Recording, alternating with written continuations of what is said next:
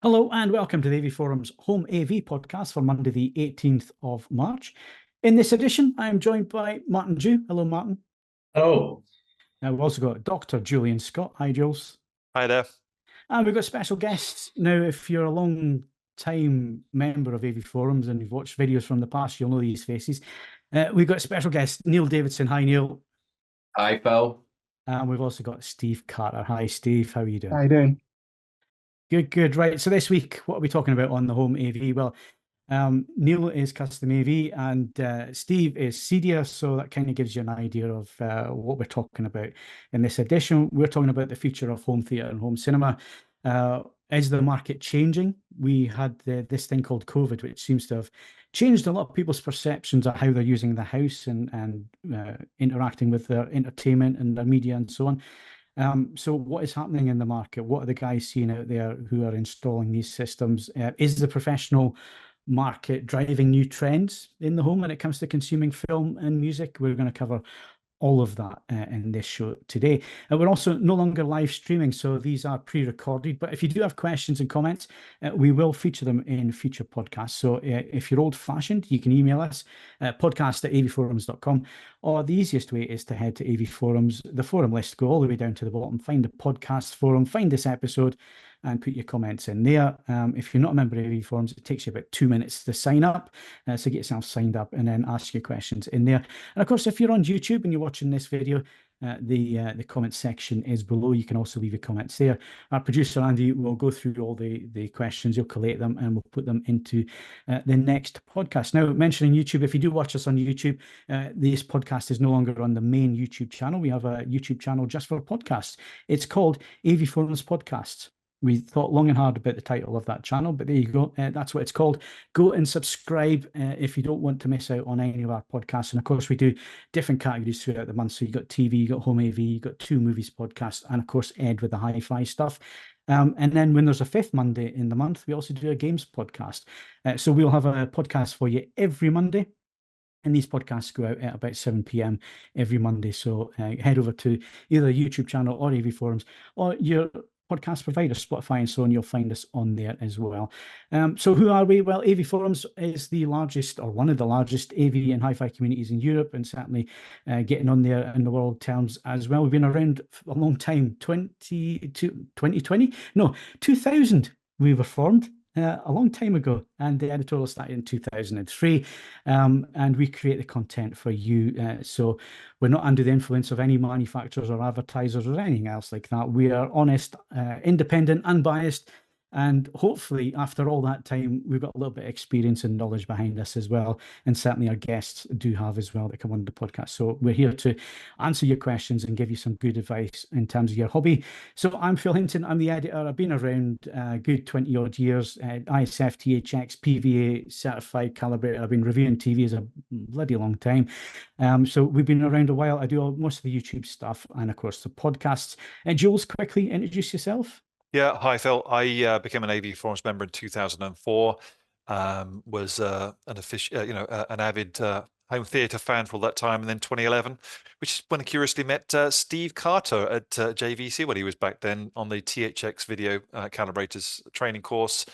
Progressed on to being an instructor with THX, and now with the Professional Video Alliance, also a calibrator with them and an instructor too, and also do audio stuff. Excellent. And of course, also on the podcast is Martin. Quickly, briefly, tell us who you are, Martin. Yeah, hi. I joined the industry in 1995. I got a job with Lucasfilm THX back in those days. So I started working in the home THX division, then moved into Pro. I then stayed in the Pro side of the business and worked for NEC Corporation, selling their 2K projectors into cinemas in the Americas. Since I moved back from the US, I've predominantly been a journalist. I write reviews for magazines as well as for AV Forums, of course, and I also consult to a couple of manufacturers. And he's an actor on the side as well, aren't you? Well, I used to do a little bit of acting, yes. All right, special guest time. Now, like I say, if you've been around on AV Forums, you will know Neil. You'll know the face. Neil's not been around on the podcast for a little while because he's been busy starting lots and lots and lots of companies in the custom installation field. So tell us a little bit about yourself, Neil, and what you're up to. Well, so now, Phil, I'm pleased to say that we have less companies. So I own a business called the Surround Group, and through the Surround Group, we manufacture projector screens with display technologies. We are involved in acoustic design and acoustic treatment with CATs.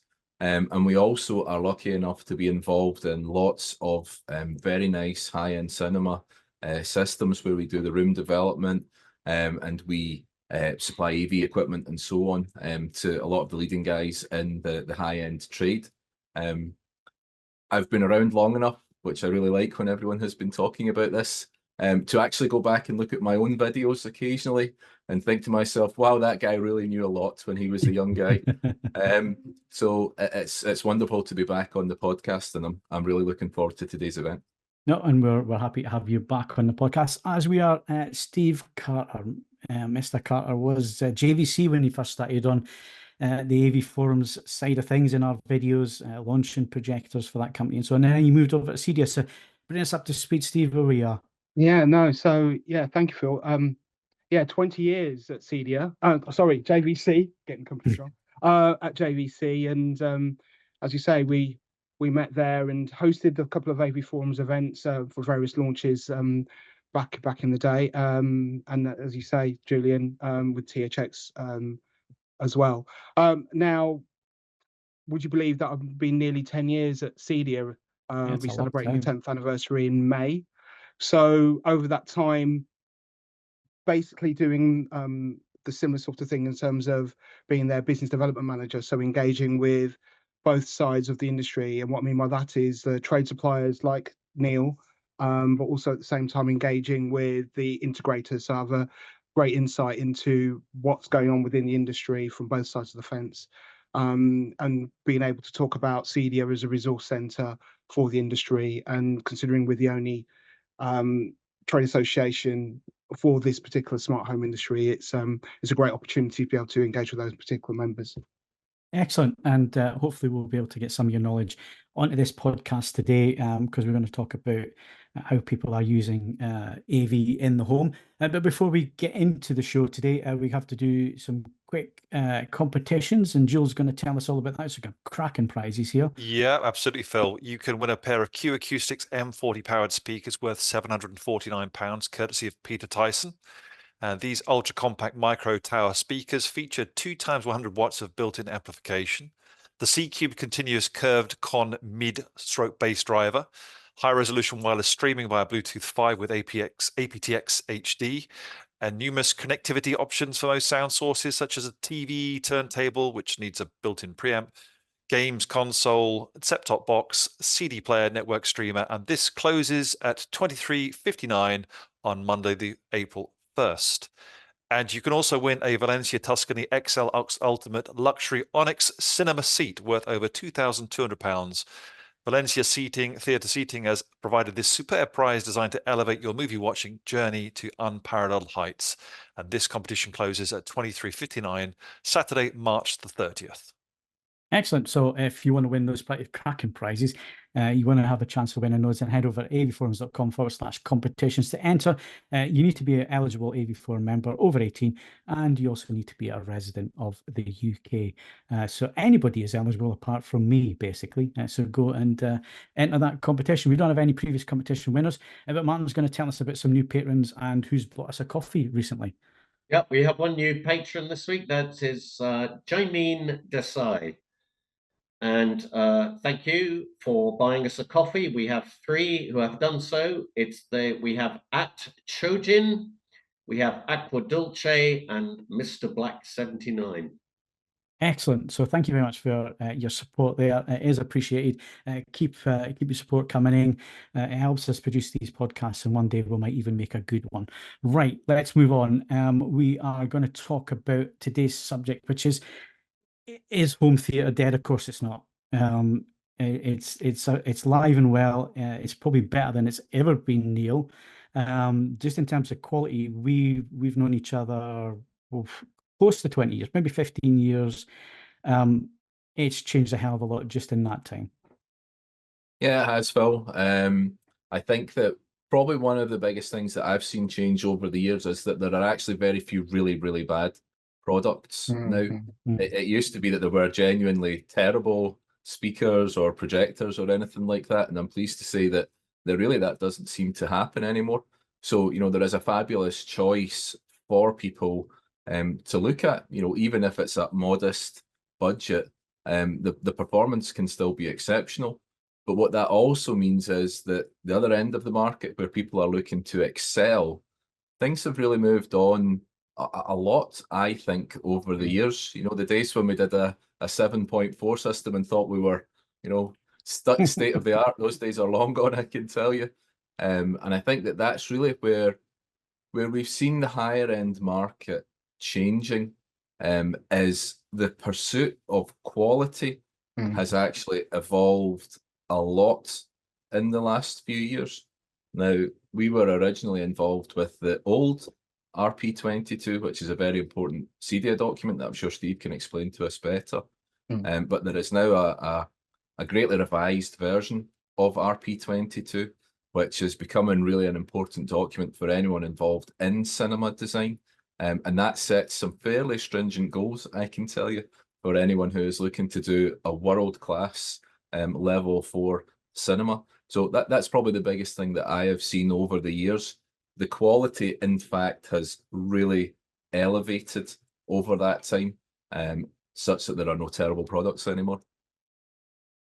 So education has also come a long way, Steve, and this has been the backbone of AV Forum since we started. I mean, we started the editorial back in 2003 because we were not happy with the editorial that was out there covering our hobby, our subjects, and there was a lot of misinformation. There was a lot of like Neil was saying, products that were genuinely dodgy out there. I mean, you know, mains conditioners saying that they could change the black level and motion on your TV. You know, that was the kind of marketplace we were in at that moment in time, and that's why AV Forums created the editorial so we could get good information out there. Education is really important, and it has changed a lot in the last 20 years as well, hasn't it, Steve? Yes, I would agree. It was funny that you mentioned about different brands really pushing their own ideas around education. So, because at the end of the day, they want to be able to sell products, and you know, a lot of them are very, very good at explaining certain technologies. But I think the key thing to remember from CEDIA-based education is it's agnostic. So when we look at any of the recommended practices, any of the guidelines, any of our face-to-face education, whether it be at the old expo, because I can remember Neil presenting at some of the expos, if I remember rightly, it's all about guidelines, specifics, standards, or just ensuring that you're giving a great overview and then using those technologies and those guidelines to be able to produce a high performance or even mid-level performance cinema or media space.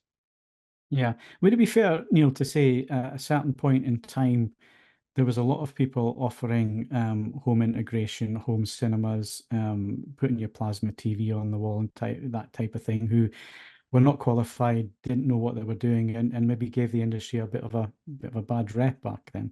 Well, I don't know if that sounds like a very deliberate outcome. I think that one of the things that's been most interesting is when we all got into this, you know, our more senior gentlemen as we are these days from when we all started, there really wasn't like a real thing. There wasn't like a job of a custom installer or a home theatre installer. And I think that we've all been around long enough that initial wave of people, they got into this business like I think all of us. You were enthusiastic. And if you love something, it's not very hard to put the effort in to become an expert at it. Then you get the second wave, which are the guys that you need to build a business and this sort of thing. And they're maybe not so enthusiastic and it's a little bit more of a job. And they will do training, but there's less of it because it's still not a very structured thing. You know, what is this job? And I think what's very exciting over the last few years is that you have really seen the education around this a little bit more formalized, a lot more formalized. I guess it would actually be fair to say. We've always had these strong beliefs in standards and ISF training years ago in the original RP22s and home cinema design workshops. So none of that really changed, I think, for most of us guys who've been doing it a long time. I think what did change is the guys now who do this, they came in to do this as a job, Steve. I think that you probably see that as well. You know, they've come from college or uni or whatever else into our business, and now they have access to actual real training about how things should be done. It opens up other interesting issues, I don't mind telling you. But I think that for me is probably the biggest change versus what you mentioned at the start. It wasn't professionals, it was enthusiasts, but now it's professionals who are not always enthusiasts. So it's an interesting flip around. Which one gives the best result? Well, that's obviously going to be the luck of the draw. So Jules, you know, we're a lot further down the line. I mean, Neil doesn't look like he's aged a day, actually. I don't know if he's using some kind of effect on his camera or not. He doesn't seem his age at all, does he? But I mean, it was 45 this weekend, guys. 45 this weekend. As they say, you can fix it in post.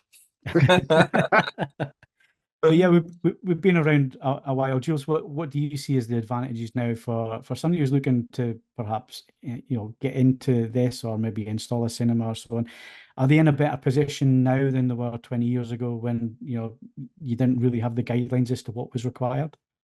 Well, I can't speak to where perhaps CD was 20 years ago, Steve, but what we do have now is, you know, we have CEDIA as an educational body, which is, you know, been around for a while to elevate the understanding, the knowledge of those who are practicing in this field.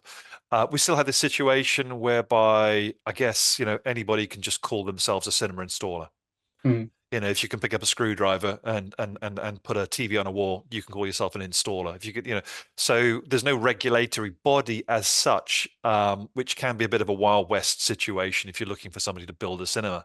How do you know that person is qualified, is knowledgeable to deliver that sort of first-class experience? And you know, I would obviously look for the CEDIA accreditation to start off with, because it shows that they are committed to learning, to understanding, and to developing their knowledge and their practice. So I think, you know, with CEDIA's very much in that space as we speak now, and that's what I'd be looking for, which I don't know whether it was there, you know, 20 years ago, Neil, Steve, but it's certainly there now, and I would look to that if I was trying to hire somebody.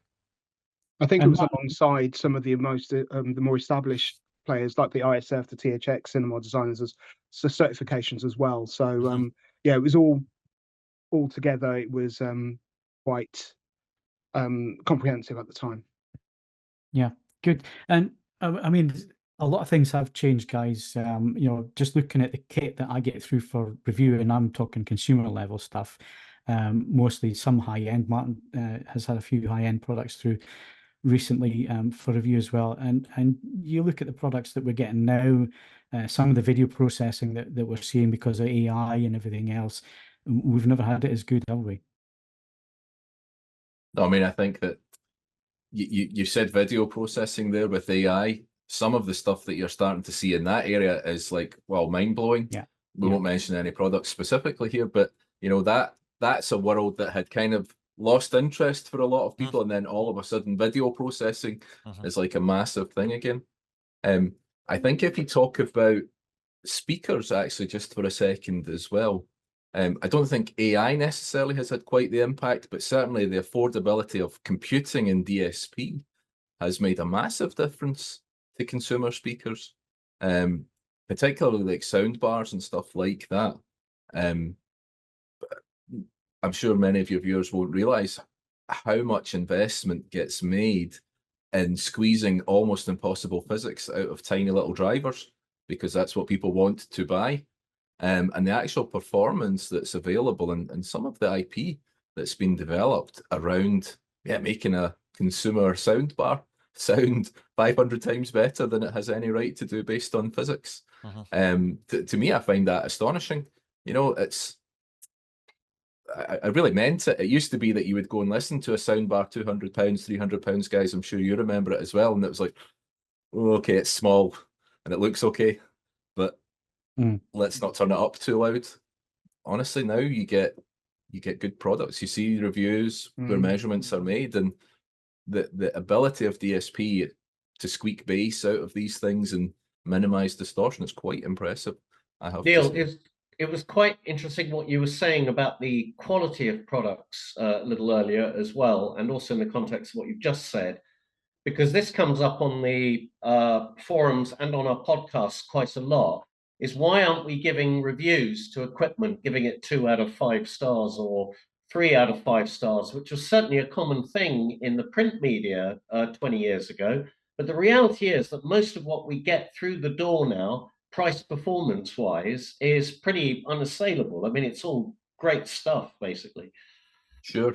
Listen, I would agree with that, right? I couldn't honestly tell you the last time I sat down to listen to a set of speakers and really wanted to cover my ears like I would have done in the old days. You know, there was many times I've been in a demo and thought, oh, these people have asked me to come and listen to this. How can I politely do this? It just doesn't.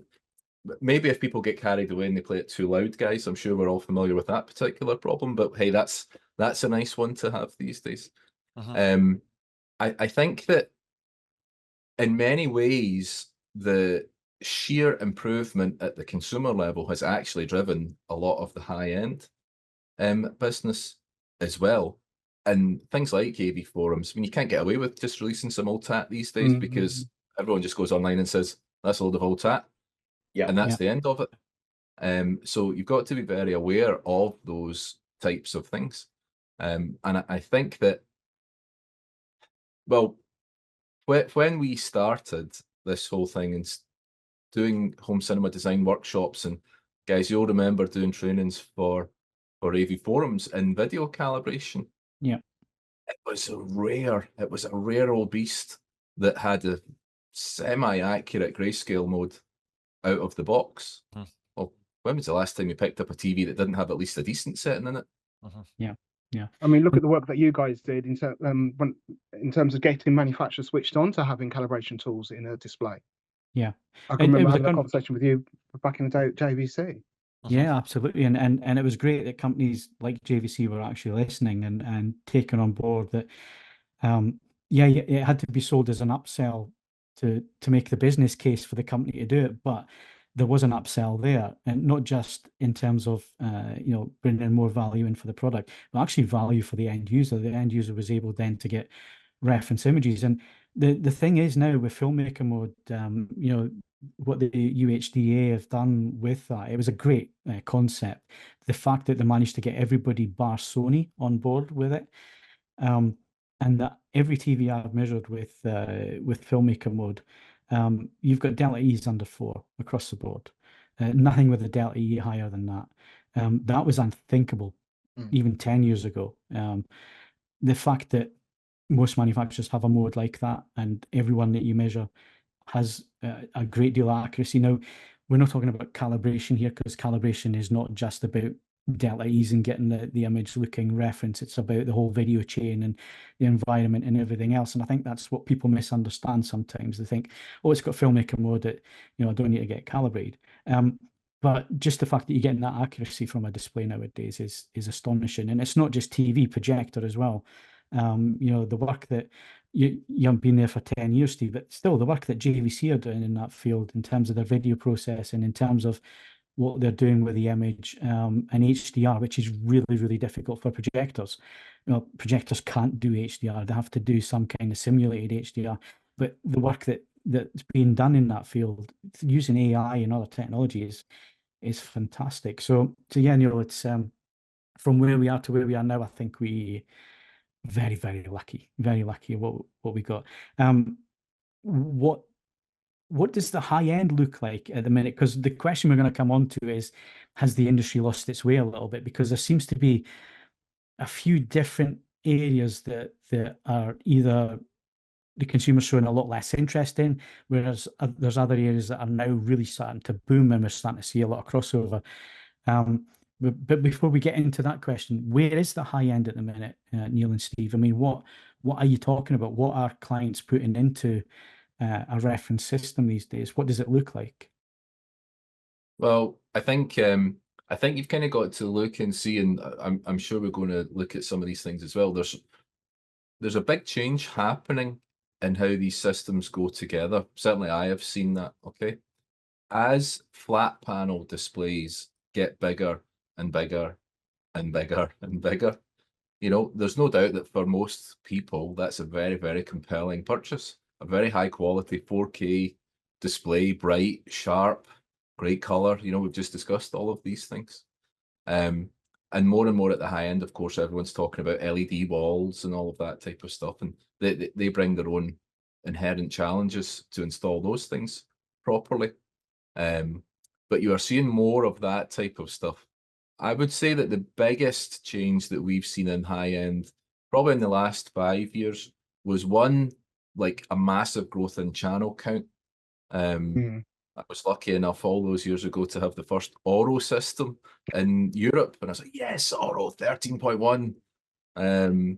I thought I was the bee's knees, and then we've just been involved, very fortunately, with one of our integrators doing a residential cinema that has 55 channels of audio, 55 discrete channels of audio. Now, that one, unfortunately, was done just in the days before waveforming, guys. Right. I could have had another 55 channels of audio in that particular project. So for anyone who's watching that doesn't know waveforming, that's an interesting technology from Trinov Audio that uses DSP and acoustic principles to correct actively for bass effects. We used to do it very well with 4 subwoofers, and you know, if you've still got the time, you can still achieve a lot of the results. But something very, very interesting about selling those 6 or 8 subwoofers on the project now at the high end. So the wonderful technologies and great fun and all that type of stuff. That there's always a danger that more is not always more when it's at the expense of better. That's always something that I would try to caution people to avoid. You know, 20 mid-level speakers are never going to be as good as 20 high-end speakers, but that's what you're seeing now. Is it's more and more and more to try and bring that incredible experience, because the normal experience is already so high.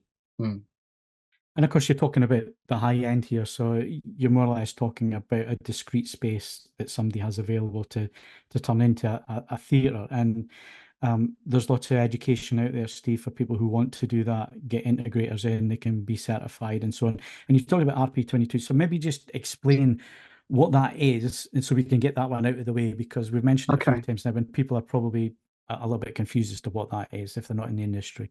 Right. So if you go back in time, so around 2009, there was a document created called CEB22.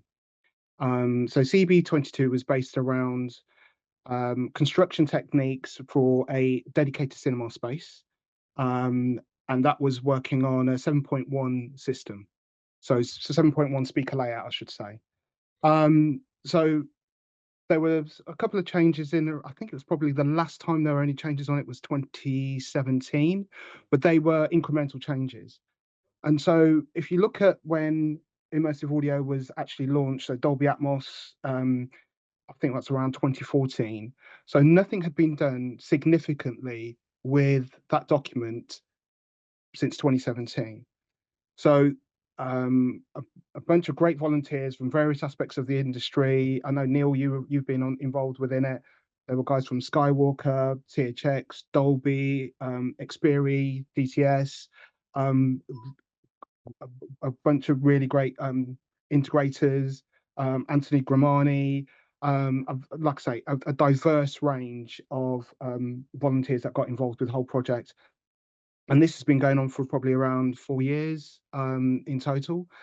And then last September at CEDIA Expo in Denver, Colorado, they announced the document. And the document is this thick. That's RP22. Okay, here's something I prepared earlier. So within RP22, and bearing in mind, this is not going to teach you how to design and build a cinema. You still will need to know the fundamentals of construction techniques. This will still, on the back of that, give you the advanced level, I should say, of immersive audio spaces. Because we've been for many, many years talking about dedicated cinema. We even spoke about it today. So dedicated cinema, and also we will at some point talk about a media room or a system with just a sound bar. The other thing that we've also spoken about, just to diverge a little bit, is that we've been talking about multi-purpose spaces and how performance is very, very good at this moment in time. So what does that then mean is how good is the integrator in producing the products or producing the projects to be able to give that client the experience that they've signed up for, to be totally honest with you. So for us at the moment, we're not talking about a dedicated space or a multi-purpose space. We're talking about an experiential space within it. So within RP22 or immersive audio recommended practice, we recommend how the system should be designed to give you consistent results again and again and again. That's all it's about. It's not about giving you a standard that you should do. It's about guidelines to say, if you follow these guidelines, you can then have consistent and repeatable results with designing an entertainment space. And how's that? Who has access to this then, Steve? Is it It's free just to download. industry? Okay. It's free to download from the CEDIA website. So, you know, there's not even a barrier of entry of CEDIA membership. So with any of our guidelines, they're free to download. And so we've had, I mean, over 2,000 to 3,000 downloads so far since the initial launch. And when you talk about is cinema dead, I can tell you the workshops that we have currently hosted across the UK, every time we announce a date, we sell out within 48 hours from integrators that are not desperate, but are really wanting to find out what the next level of cinema design will be. So yeah, we have great engagement opportunities with the members. And just wrapping up on the high end, Neil, I mean, you know, we touched on the fact that when everybody started off, there was the enthusiast who did this, and then it turned into a professional career for a lot of people and so on. So where are we now in terms of integrators? I mean, what is the quality like compared to 10 years ago for a client who says, look, I have a dedicated space, I want to have a home theatre? Massively higher. Let's face it. What's very interesting is that you will now find a lot of companies who specialise in home cinema as opposed to smart home. And I always thought that those were two different skill sets, and the market's kind of catching up now. To be an expert in smart home is a very, very difficult thing. You've got to have such a broad range of skills to be good at. Whereas home cinema, yeah, it's a narrower focus, but you've got to be good at executing so many details of the things. And there are a lot of good companies now who really, really will focus on that particular thing. Now, what I would also stress is that those companies, they don't just work on like crazy £1 million fantasy theatres, you know, £20,000 all in, really high tech, well done, well designed home theatre is a real thing. There's lots of good companies that can do that now and really deliver a wonderful, wonderful experience. Just to pick on something that the guys have also been saying, for me, something that changed a lot between dedicated theatre, multi-use space, it's actually the content. So for all of us, we've all lived through COVID now. We've all lived through, you know, the Screen Actors Guild strikes and everything. We've been like starved for good movie content for various reasons. And we're all used to these amazing TV shows falling out of streaming channels. You know, when you actually see how much some of these episodes cost to make, they're like movies. They're just like movies. They just happen to get 6 hours or 10 hours or whatever else to tell a story in. And I think that you see that in its own right dictates that different spaces are relevant. So, for example, would you necessarily want to sit in your theatre for 6 hours or 10 hours to binge watch a show? I'm sure a lot of us would, but but it's not very sociable with your family and so on. Yeah. Whereas, you know, that really nice couch area that you can kick back and all the rest of the stuff, you don't need to sacrifice the quality anymore. That's what's super amazing. You don't need to. You can still have amazing quality. It's just a different setup that you're going to be enjoying. And I think this leads us on to moving the conversation on. So we've discussed the high end. The high end has gone nowhere. It's still here, and it's very much, amazing. Some of the systems. Gone higher, Phil. Yeah, it's amazing some of the things that can be done. And of course, the technology that we see coming in, even in the consumer level TVs that I've been looking at so far this year, the AI aspects of it. It's maybe not something as a purist you would switch on, but what can be done with that? So you just have to think incrementally higher up the market. That's going to be absolutely amazing what you can do with that technology. But also, Phil, sorry, just to say also in the high end, in terms of audio as well, I think the leaps in technology in the last 5 years, you look at the likes of Storm Audio, Trinov, Lingdorf, and these preamp processors they're building now sound extraordinary and an incredible hike up from what we consider, the mid-range or whatever. Yeah. Very noticeable. I just wanted to add to that as well, because I'm in a unique position. Well, to be fair, Neil will probably do the same thing as me, to be fair. But because I travel across the country and I will speak to some integrators that are starting on this journey, or some companies that are very well established. And one thing I'm seeing at the moment is that there's a definite trend in these companies ensuring that they have some form of showroom to be able to give their potential client the experience of whatever they need to have within that space. But one thing that's very evident is it's not about the price. So what I'm trying to say is, we've been talking about high end and the various brands that we've just commented about, but I have seen and experienced some really good entertainment spaces that would be within most people's price bracket. So what I'm trying to point out is, it's not just purely around the level of the cost of the equipment that's in place, but it's mainly around the design and the implementation of the products in those spaces.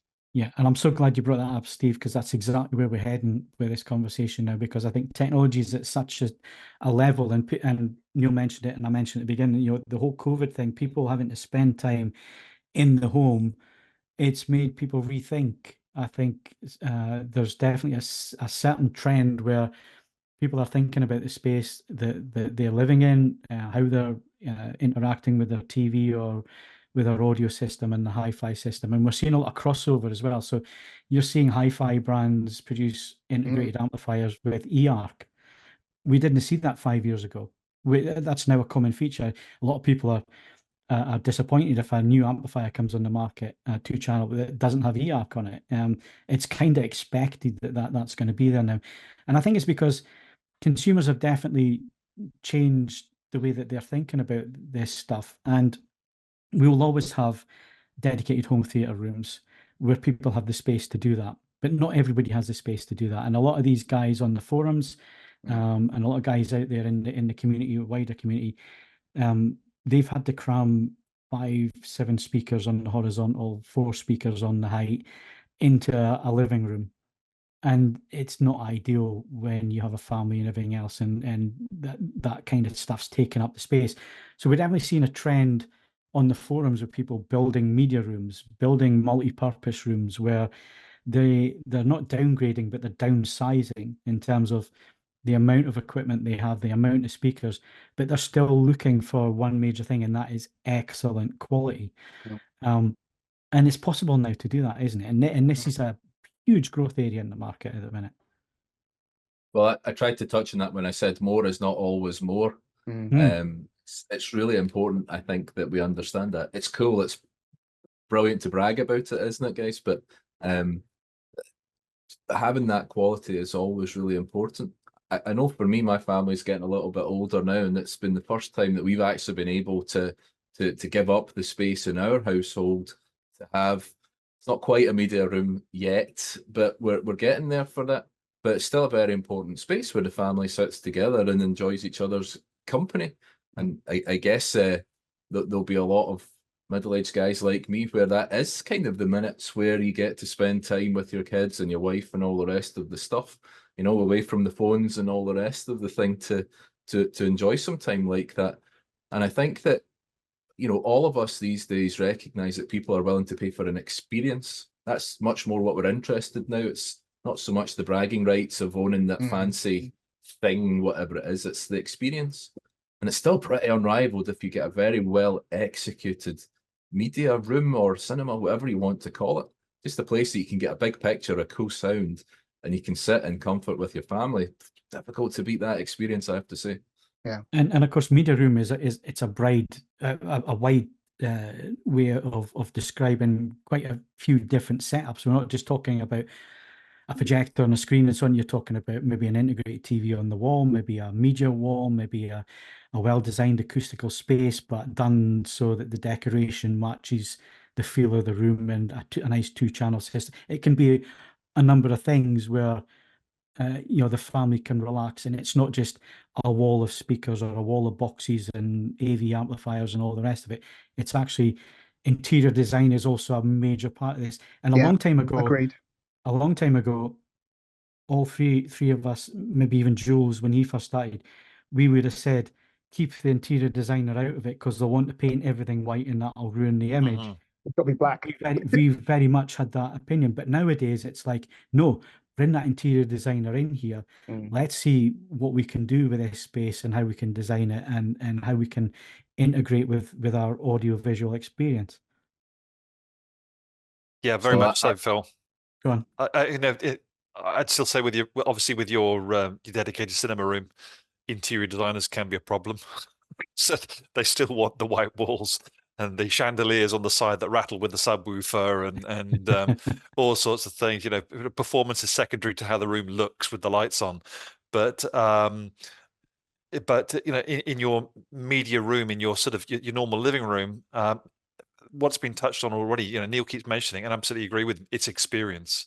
Yeah. Whether you can achieve that experience with 55 channels or you know, a sound bar, if it's delivering that, at the end of the day, it's about delivering that cinematic content in a way that takes us into that other place. And there are some excellent sound bars now for very reasonable prices that can deliver a superb cinematic experience. So it's very much, there is no one rule fits all. There are so many different parameters and so many different variables that we can actually go to now. You've got ultra short throw projectors, which will suit some people. We have TVs getting larger and larger. Again, that's going to suit some people. Some people will be happy to have a you know, in their living room, a projector on some sort of projector mount or lift, where it just disappears and the screen disappears into the ceiling. You've got an ALR screen there, which can also work well in a sort of a more ambiently lit room. There are so many different options that people can go to now, and you can have that sort of less dedicated space, but you can still have a great experience for your movies. And I think of systems also like the Sony HT-A9, which I think retails for a couple of grand, but you got really great hardware, 4 speakers with their spatial audio processing, and very lifestyle friendly, nice looking pieces of equipment. And I can see that being a, you know, very clear trend moving forward, that kind of system. And Neil, we've got companies like Dolby. I don't know how much input you've had with Flex Connect, but where you can position speakers anywhere in the room. They don't have to be in the traditional space, but Dolby are saying that with this technology, with the DSP, you still get a Atmos effect.